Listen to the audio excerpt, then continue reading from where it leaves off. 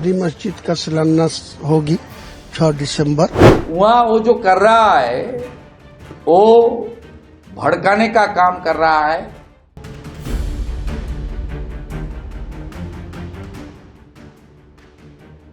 दो 2026 के विधानसभा चुनाव से पहले पश्चिम बंगाल की राजनीति में एक सांप्रदायिक मोड़ आ गया है।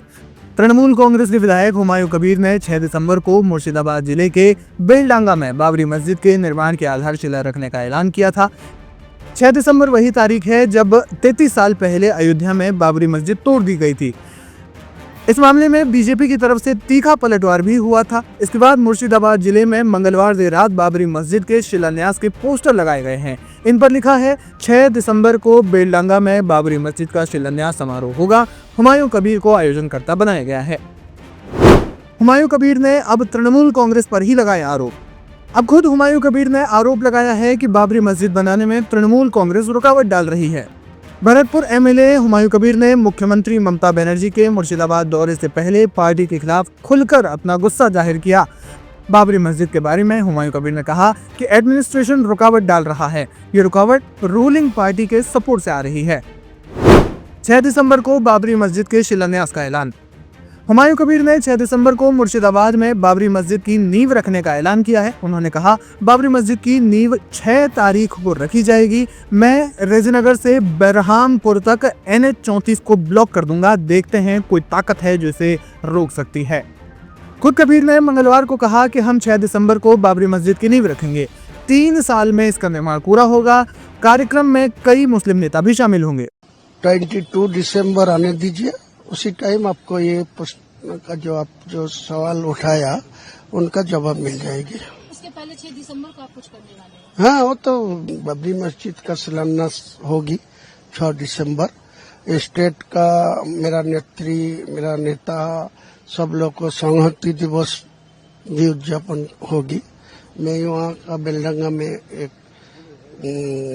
बाबरी मस्जिद 3 साल के लिए काम चलेगी, इसीलिए उनका भित्ति स्थापन होगी। किसको बुला रहे हैं आप उसमें? वो मुस्लिम लीडर लोग सब आएगी। मुस्लिम जो जाने वाने वाला है, जो कुरान हदीस, बड़ा नाम बाद में आपको ऐलान कर देंगे। वहीं बीजेपी ने इसकी कड़ी आलोचना की है। शुभेंदु अधिकारी ने बंगाल सरकार पर आरोप लगाते हुए कहा कि ये सिर्फ राज्य में तनाव फैलाने के लिए किया जा रहा है। हिंदू मंदिर बनाएगा, मुस्लिम मस्जिद बनाएगा, इसलिए कोई दिक्कत नहीं। लेकिन जो सुप्रीम कोर्ट में जजमेंट आया रिगार्डिंग दिस बाबरी मॉस्क, उसका बाद ये नामकरण करते हुए ये सीधा भड़काने का काम कर रहा है। और जो पीस है, धुलियान शामसरगंज का इंसिडेंट का बाद कोर्ट का इंटरवेंशन, अभी भी सेंट्रल पैरामिलिट्री फोर्सेस उस डिस्ट्रिक्ट में है, तैनात है। हिंदू पलायन हुआ था 1 साल पहले। वहाँ वो जो कर रहा है वो भड़काने का काम कर रहा है और शांति अमन इसको खत्म करने का कोशिश कर रहा है। ये नामकरण का साथ साथ ये इसको ऊपर सरकार को, एजेंसी को कार्रवाई करना चाहिए। और बांग्लादेश में जो एक्सट्रीमिस्ट सरकार चल रहा है, कुछ दिन पहले हुमायूं कबीर जी बांग्लादेश गया था। किस लिए गया था, किसका साथ मीटिंग किया था, ये भी खुफिया एजेंसी को इन्वेस्टिगेशन के अंदर आना चाहिए। ये सीधा भड़काने का काम करने के लिए ये नामकरण कर रहा है। वो सीधा सुप्रीम कोर्ट का जजमेंट को चैलेंज कर रहा है। सुप्रीम कोर्ट का जजमेंट को चैलेंज करना संविधान की चैलेंज करना बराबर है। जिस डिस्ट्रिक्ट में कर रहा है उसमें धुलियान शामसरगंज में जो हादसा हुआ है, अभी भी वहाँ CRPF BSF डिप्लॉयमेंट है by the order of the Calcutta high court division bench. इसलिए इसको अंकुश लगाने का काम करना चाहिए।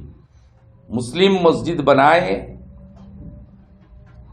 क्रिश्चियन चर्च बनाए, हिंदू मंदिर बनाए, इसमें कोई दिक्कत किसी का नहीं है। लेकिन नामकरण और 6 दिसंबर को मार्क करके करना सीधा सुप्रीम कोर्ट और कॉन्स्टिट्यूशन को चैलेंज है और वो मुर्शिदाबाद में शांति विनष्ट करने के लिए एक साजिश है। इसका साथ बांग्लादेश उनका टूर का क्या संबंध है उसको भी इन्वेस्टिगेशन करना चाहिए, सेंट्रल इन्वेस्टिगेटिंग कोई एजेंसी। हुमायूं कबीर के बयान से पीछे हटा तृणमूल कांग्रेस के विधायक निर्मल घोष ने मंगलवार को मीडिया से बात करते हुए हुमायूं कबीर के बाबरी मस्जिद वाले ऐलान पर प्रतिक्रिया दी। उन्होंने कहा कि हुमायूं कबीर ने हद पार कर दी है।